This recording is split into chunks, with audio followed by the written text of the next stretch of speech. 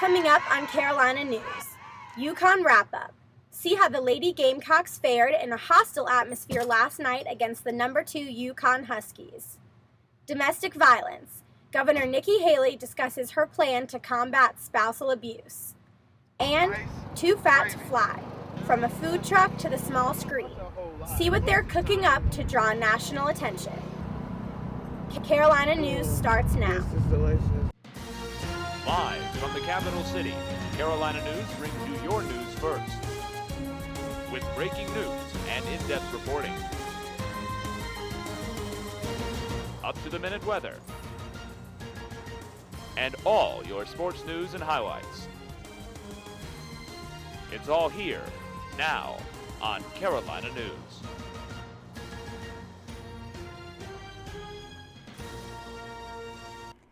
Hello and welcome to Carolina News. I'm Sarah Ferraro. Good afternoon. Thanks for joining us. I'm Ashley Spivey. The Gamecock women fell to UConn last night for their first loss of the season. Alyssa Lang was there for all of yesterday's action, from the game to some exciting basketball news. She reports from Gamble Pavilion. Not the result the Gamecock women wanted in stores last night. They fell to the UConn Huskies by a final score of 87-62, a little further of a deficit than they probably would have liked. But this game, not a season ender. These early February games don't mean too much, especially when you get into March Madness, and the chase for the championship. So the Gamecock women are still very much in it. Now, the first half was when the problems really started. The Huskies were able to keep the Gamecocks away from the bucket for the most part. And even though the Garnet and Black led in total rebounds, the shooting was lights out from UConn. They shot 55% on the night, and that doesn't even count threes. They were 72% from the three-point line, which was crazy. Mosquito Lewis just blew it up from behind the arc, and that blew the crowd up as well. The crowd was so energized, so into it, and that was part of the reason that the UConn Huskies were able to keep the momentum going, because they had that huge crowd behind them, something that the Gamecocks didn't really have up here in Connecticut. But despite the loss, they know that this isn't it for them, and they are going to stay positive. And I think, to accomplish some milestones that we have this particular year, that's part of our journey. I think each and every time that we need to learn a lesson, we've been faced with it. This is no different. This isn't, a destination game for us. We have a lot of basketball left to play, and the only way that this works for us is if we use it and we learn from it. Your face was definitely with a different challenge every night. With the SEC, every team brings a different dynamic to the game, something different than the opponent previous from you. But that's a really good team in every way, shape, or form. And you give credit where it's due, but you don't want to get into the comparisons. If this team's better than it, and it's just we just try to focus on the game ahead. And, if you keep going into it saying, okay, well, this team is this good, we just try to focus on ourselves and just, do what we have to do to get a win. Both Dawn Staley and Gino Auriemma wanted people to know that yesterday there were bigger things happening than this game. Both will coach the Team USA women's basketball team again this year, something they said is in a league of their own. The Gamecock women were there watching, and some of the girls even got in on the media Q&A. Hi, I'm Asia Wilson. I'm not really from a paper. But I have a question. What do you coaches look for, like the qualities you look for within a player that's on their way up?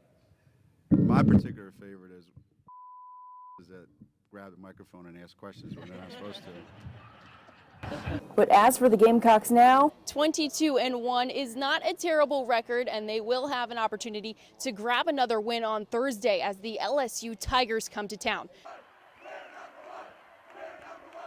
But for now, in Storrs, Connecticut, Alyssa Lang, Carolina News. After the game, the team was asked if they wanted to play UConn again. Their response, quote, "Oh yeah, tomorrow." There's a good chance the two teams may see each other later on in March when tournament time arrives. The Russell House at the University of South Carolina hosted a watch party so students could experience the game, and the outcome was one no one could have predicted.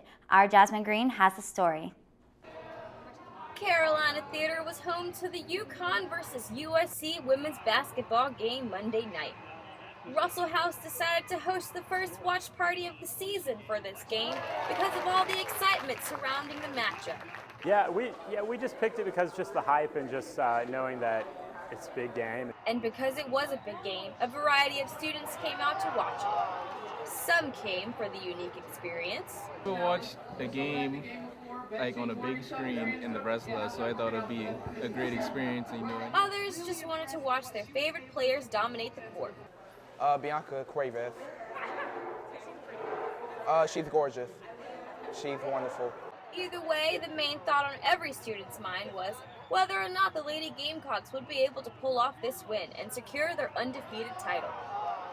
Unfortunately, student laughter and cheers turned quickly to anger and frustration once the Gamecocks started to play poorly. Then the mass exits began and sorrow swept over the few students who remained to finish the game.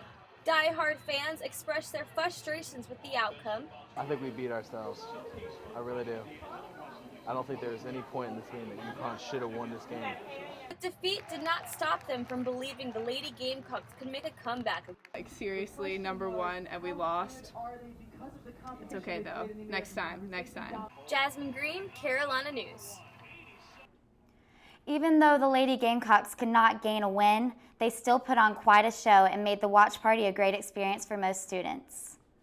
Win or lose, we're happy that our Lady Gamecocks have made it home safe from the Northeast as another massive snowstorm has hit the area. The Massachusetts governor issued a state of emergency yesterday as 2 more feet of snow fell, adding to what was already an ongoing issue for road crews. This is the 3rd snowstorm the area has seen in the past month. By Monday, snow accumulation in Boston had reached a record high 62 inches since January 15th. All flights in the area have been canceled, and the snow was even too much for the trains as they stopped service completely yesterday afternoon. Crews have been working around the clock using snow plows and snow melters to deal with the massive accumulation. The amount of snow, we can handle snow, but we're running out of room to push it. And the problem is we keep on having storms and we haven't had the chance to haul any snow yet. Unfortunately for road crews, more snow could be coming later in the week, adding to the already unmanageable conditions. Even though the Northeast is experiencing record snowfall, here in the Midlands, it doesn't look like we'll be getting any snow anytime soon. Our Christina Bryant has a look at this week's weather. Christina, how's it looking right now? That's right, Sarah. The Midlands won't be expecting any snow this week. However, we will reach very, very cold temperatures. Despite it being National Umbrella Day, no worries, you do not need your umbrella today. Right now, it's a little cloudy, a little breezy with temperatures around the mid-50s. But starting tomorrow, we can expect nothing but clear skies and sunshine for the rest of the week. Thursday and Saturday, we will have some wind though. And don't forget to bring out your jackets this weekend because temperatures will reach below freezing. I'll tell you why later on. The family of the American woman held captive by ISIS says they've received confirmation that she is dead. Kayla Mueller was captured in northern Syria in 2013. Her family released a statement confirming her death this morning. They said, quote, "Our hearts are breaking for our only daughter, but we will continue on in peace, dignity, and love for her." Friday, ISIS sent messages to the Mueller saying Kayla was killed inside this building. The terror group claimed that Mueller was killed in a Jordanian airstrike on the terror group's targets. However, it is not clear when Mueller passed away. The Domestic Violence Task Force and Nikki Haley have come up with a plan in order to combat the issues of domestic violence in South Carolina. They're doing this in hopes that people who have been personally victimized by domestic violence will report it to the public eye and openly show that it is something our community needs to fix. This isn't about talking about what we haven't done. This is about where we want to see ourselves 10 years from now and not stopping until we get there. And I think that this next year's worth of work and the commitment by these task force members will contribute to where we go, and I think they're all very committed. The plan will focus on 4 phases, with its ultimate goal being that domestic violence will decrease in the state of South Carolina. A bomb threat was reported at College of Charleston this morning. The college's emergency notification system called Cougar Alert sent out a message around 11 a.m. warning that a bomb was found on campus and the community should prepare for an evacuation.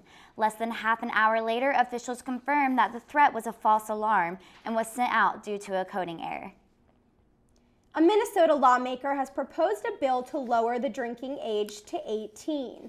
State Representative Phyllis Kahn believes that the change would help local businesses while also creating a safer environment for young adult drinking.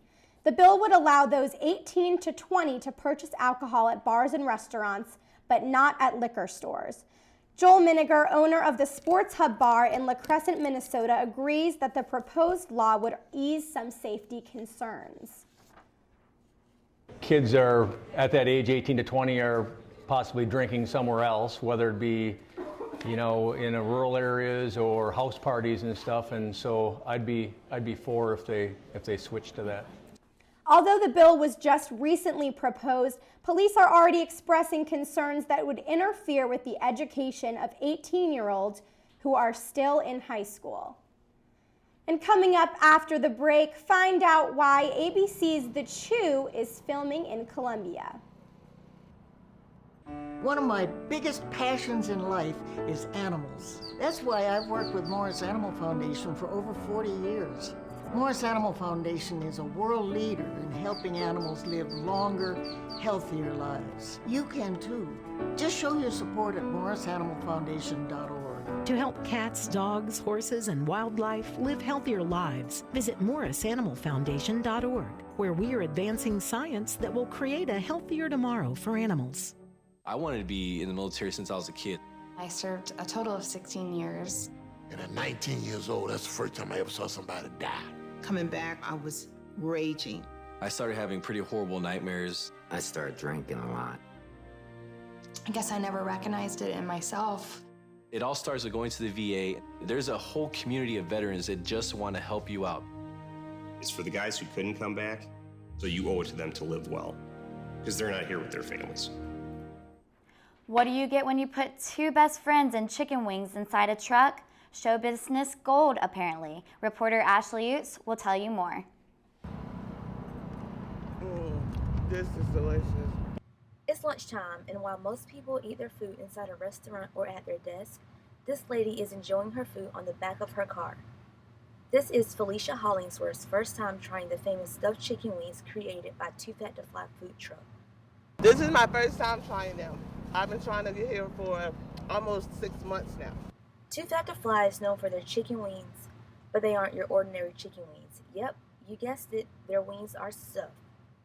The menu is loaded with chicken wings stuffed with mac and cheese, jambalaya, biscuits and gravy, chicken parmesan, and even Thanksgiving stuffed wings. Owners Corey Simmons and Ramon Dickerson are two best friends who have been around each other for a while, so why not go into business together? I mean, it's kind of hard not to want to interview them after you've seen footage of them and like their personalities.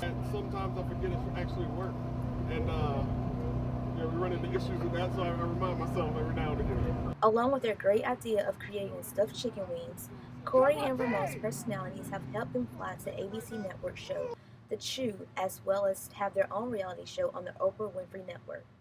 The Chew filmed Too Fat to Fly during lunchtime today as the boys served up tasty chicken to local Columbia customers. While customers waited in line for their stuffed wings, they didn't mind talking about their favorites. My favorite is chicken and waffles. I like mac and cheese. I don't know, I've actually never had chicken and waffles before. That's the first time, and it was stuffed in a wing, and it was amazing. Be sure to stay on the lookout for Too Fat to Fly. You never know, they could land in a parking lot near you. In Columbia, Ashley Brooks, Carolina News. Business really is taking off. Too Fat to Fly's reality TV show will premiere on the Oprah Winfrey Network on February 28th. People all across the country want to be the country's next multimillionaire. Tomorrow's drawing for the Powerball jackpot will be the third largest in the game's history. This has people lining up at gas stations around the U.S.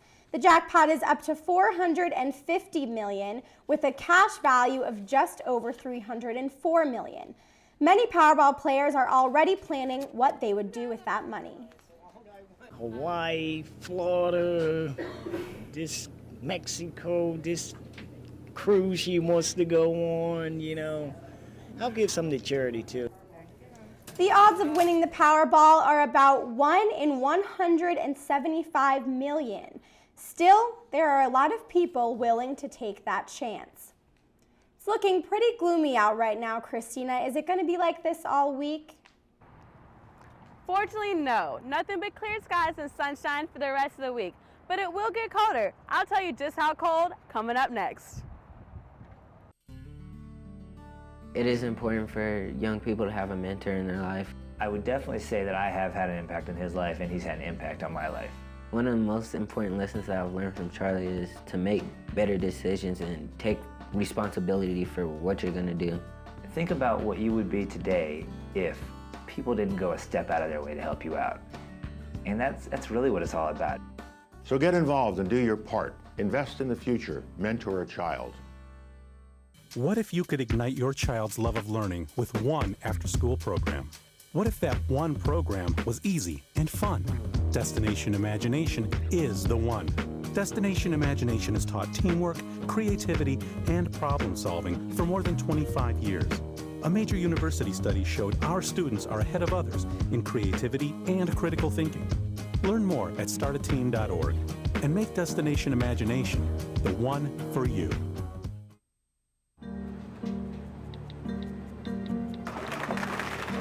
You can't text and pay attention to the world around you, and you definitely can't text and drive.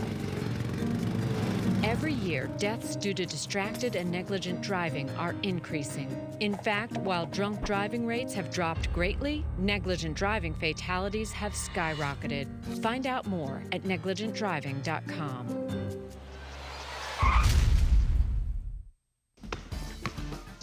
Hi, I'm Mia Hamm. As a professional soccer player, I know how rewarding sports can be and how quickly injuries happen. So I've teamed up with the American Association of Orthodontists to ask athletes to play it safe. With my years of training, I know what it takes to become an expert, and orthodontists do too. They're the experts who help people obtain healthy, beautiful smiles. Wear mouth guards, face masks, and helmets to prevent injuries. Keep smiling and visit braces.org. Christina, when I came in today, it was a little overcast. I haven't been outside since, so what should I expect when I leave today? Well, let's take a look to see what's going on right now in Columbia.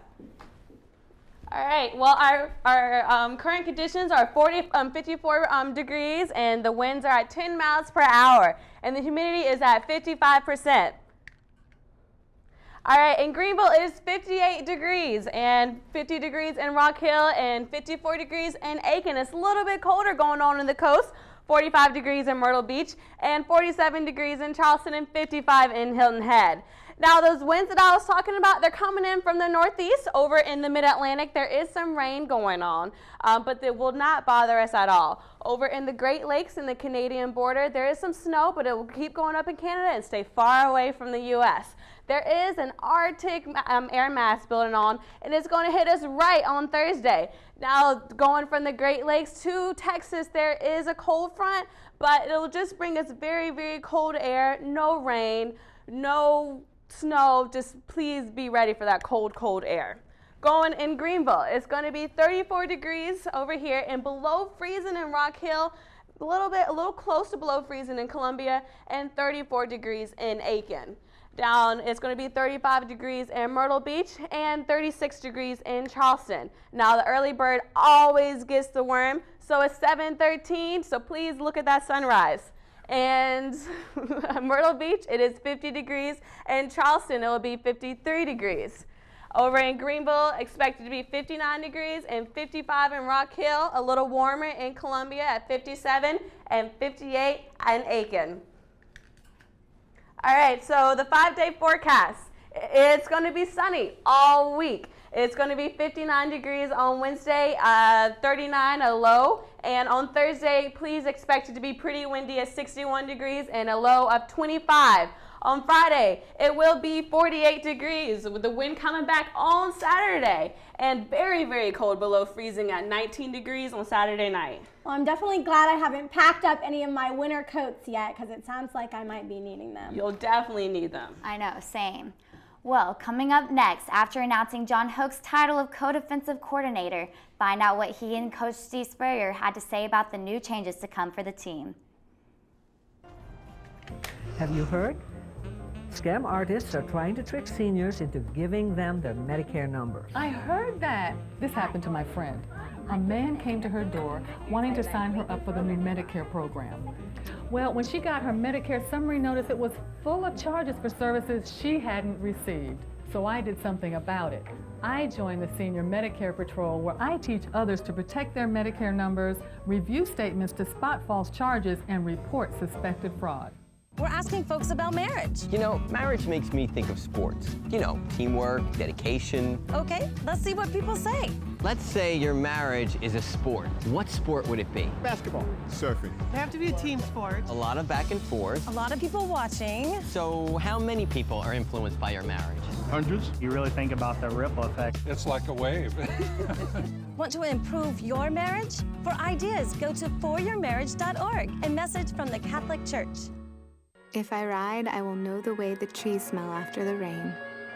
I will grow a heart so strong that hospitals will take Tuesdays off. If I ride, road rage will turn into laughter, and oil tankers will haul chocolate milk. And I won't be a boy or a girl. I will just be a rider.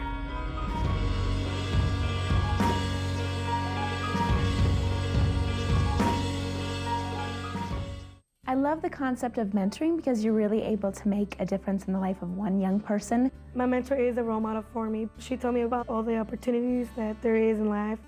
She has transformed into an amazing young woman, and I feel so fortunate to be a part of that. I think a mentor can really open the eyes of a young person to all the possibilities that are out there for them if they just go after their dreams. So get involved and do your part. Invest in the future. Mentor a child. I know it was so hard for the Lady Gamecocks to lose such a big game last night. It was disappointing. We had really high hopes, but fortunately their loss hasn't affected the success of head coach Dawn Staley. Although the Lady Gamecocks did lose to UConn Huskies last night, it won't be Coach Staley's last meeting with Coach Gino Auriemma, except this time she'll be working alongside him. USA Basketball announced yesterday that South Carolina women's basketball head coach Dawn Staley will return as an assistant coach for the USA women's national team through the 2016 Olympic Games. Staley assisted Auriemma to a gold medal and perfect record in the 2014 FIBA World Championship. The Olympic women's basketball team at the 2016 Olympic Games will be held August 5th through the 21st in Rio de Janeiro, Brazil. The men's basketball team hopes to rebound after a tough loss to Vanderbilt this past Saturday. The Gamecocks are 11-11 on the season and are hosting 7-16 Missouri Tigers tonight, and only the fourth meeting all time between the two schools. Both teams are looking to snap losing streaks as Carolina has lost its last 2 games and the Tigers have lost 9 straight. The game will be held at 7 p.m. at the Colonial Life Arena. As the weather gets warmer and warmer, it gets closer and closer to becoming baseball season. Believe it or not, the first game of the season is this Friday as the Gamecocks take on the College of Charleston. Former Gamecocks left-handed pitcher Michael Roth will have the privilege of throwing the ceremonial first pitch on opening day at Carolina Stadium. Roth won 2 national titles with the Gamecocks in 2010 and 2011. Today, he plays for the Cleveland Indians. New Gamecock football assistant John Hoke was introduced last night. At the press conference held, Steve Spurrier discussed the role that the new co-defensive coordinator will share. The Gamecocks defense was ranked among the worst in the country last season, and Spurrier stated before that they're really looking for some improvement in that defense. Coach Hoke expressed his gratitude for being added to the team and discussed his plan for the team's future success. I think we're going to work together. I think as much as you can keep the continuity the same with the players from a terminology standpoint is good, but there'll be some differences. Hoke coached under Spurrier in his stint with the Florida Gators. He spent the last 13 seasons coaching the NFL. Another milestone was reached in the basketball world last night. Spurs lead! The San Antonio Spurs head coach Greg Popovich won his 1,000th game at the regular season last night with a 95-93 win over the Indiana Pacers. He became the first head coach to reach the milestone mark with just one franchise. Coach Popovich is now the 9th coach in NBA history to reach 1,000 wins. Popovich joins coaches Don Nelson, Lenny Willis, Jerry Sloan, Pat Riley, Phil Jackson, George Carr, Larry Brown, and Rick Adelman. I know I was really excited being from San Antonio that they got that win, and great for Greg Popovich. And it sounds like it was a big night in basketball all around last night. Yes, definitely. Well, coming up after the break, find out what this Louisiana man dug up that could be worth thousands of dollars. Some people might think that Adrian would never be able to go to college like his brother, or achieve his dream of being an actor. We couldn't disagree more. We're the ARC, and we believe everyone should have the opportunity to realize their full potential. The ARC stands up for those in need, advocating for people with intellectual and developmental disabilities. I want to be a professional actor. So they can be anything they want to be. If you need help, or if you want to help, visit us at www.thearc.org.